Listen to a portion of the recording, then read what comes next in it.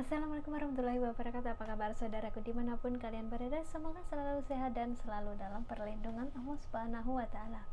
Jadi jumpa lagi dengan aku Inem di Singapura. Hari ini tuh Singapura amat sangat cerah ya, panas bahkan gitu ya. Jadi sesuai dengan judul di depan tadi, aku akan langsung gak berlama-lama, gak bertele-tele gitu ya. Jadi untuk pemula atau mbak-mbak yang mau jadi TKW ke Singapura atau dimanapun lah, maksudnya mau ke Hong Kong, kalau ke Taiwan sih kayaknya nggak terlalu ya, maupun di Hong Kong maupun khususnya ini yang mau ke Singapura kayak gitu, kalian itu akan jadi artis dadakan di Singapura gitu ya. Kenapa aku bilang artis dadakan? Karena kalian mbak-mbak pemula ini wajib tahu ya, yang masih di agent atau masih di rumah dan punya pikiran mau kerja ke luar negeri khususnya di Singapura, kalian tuh harus tahu ini ya, beberapa hal yang akan membuat kamu jadi artis dadakan di rumah majikan. Oke, jadi nomor satu adalah kalian akan kaget banget dengan dengan keseharian di Singapura ya, dibandingkan dengan di Indonesia itu jauh berbeda banget. Oke, kenapa saya bilang begitu? Kalian akan jadi artis dadakan karena satu, kalian melangkah ke rumah majikan itu mayoritas ya, aku nggak ngomong semuanya ya, tapi mayoritas mungkin 70-85% lah kayak gitu. Di rumah majikan itu terdapat CCTV gitu. Jadi kita akan jadi artis tuh dadakan. Jadi kalian jangan kaget ya gitu ya. Kalian jangan kaget, kalian akan jadi artis dadakan karena di setiap sudut rumah majikan, apalagi yang rumahnya gede-gede tingkat berapa kayak gitu tuh, mayoritas itu pasti bukan mayoritas, pasti itu, apalagi yang di rumahnya Bang Lu itu pasti ada CCTV-nya. Jadi kalian jangan kaget gitu ya. Dan itu akan membuat kalian shock dimanapun kalian akan diawasi gitu ya. Kata mereka sih buat keamanan, ya memang sih buat keamanan, kalau ada apa-apa, kalau ada maling masuk atau apa kayak gitu. Tapi kamu harus terbiasa ya. Jadi buat kalian yang belum terbiasa kerja dengan CCTV, kalian jangan kaget ya, bersabar aja deh kayak gitu. Bersabar aja deh kayak gitu. CCTV itu di Singapura itu kayaknya wajib deh kayaknya. Pokoknya 85% tuh rumah majikan pasti ada CCTV gitu ya.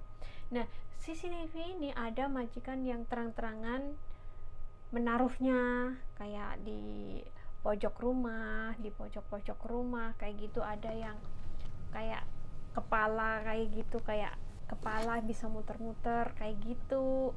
Ada yang jenis CCTV yang disembunyikan, biasanya itu disembunyikan itu ada di kipas angin ya, jadi kita nggak ngerti gitu ya, biasanya tuh kecil kayak gitu tuh, itu adalah jenis CCTV yang tersembunyi. Setelah kalian jadi artis dadakan di rumah majikan tuh, kalian itu di rumah majikan itu kalian harus bersih kayak gitu ya. Misalnya tuh ya, oke, simple aja deh, misalnya pisau gitu aja ya. Kalian akan shock nih, pisau itu nggak cuma satu gunting aja ya. Gunting itu nggak cuma satu macam gunting terus kayak di Indonesia misalnya gunting itu bisa dibuat pakai gunting barang ini barang itu, gunting pokoknya campur-campur. Nah kalau di sini tuh enggak, pisau gunting itu berbeda semuanya fungsinya ya. Terus chopping board itu yang yang buat potong-potong sayur, potong ikan, itu tuh semuanya itu mereka itu differently, okay? Berbeda ya. Buat potong sayur beda, buat potong daging beda. Itu chopping board ya. Nah, terus kalau buat gunting, buat gunting bahan matang beda. Sama juga sama pisau ya, bahan matang beda, bahan mentah beda, buat daging beda. Jadi aku di sini memberitahu kalian ya, yang belum, maksudnya ya mungkin yang belum pernah ke luar negeri kayak gitu ya. Mayoritas tuh majikan di Singapura tuh kayak gitu. Gunting, pisau, terus tatakan, chopping itu tuh semuanya berbeda-beda ya. Buat ikan sendiri, bahan mentah sendiri, barang plastik sendiri. Jadi kalian jangan kaget. Spon yang buat cuci piring itu beda-beda ya. Buat cuci piring beda, buat cuci gelas beda, buat cuci barang-barang dapur beda, buat cuci yang kasar-kasar beda.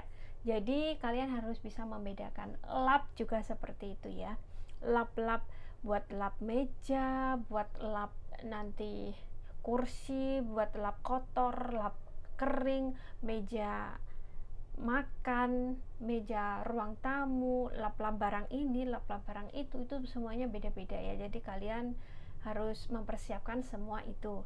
Jadi semoga informasiku ini bermanfaat buat teman-teman semuanya yang mau kerja ke Singapura, khususnya aku bilang nggak semua majikan, tapi mayoritas gitu ya, mayoritas majikan seperti itu. Apalagi yang rumahnya tuh kondominium terus bungalow. Kalau HDB sih ya mungkin masih agak standar kebersihannya itu mungkin ya masih normal aja lah gitu ya.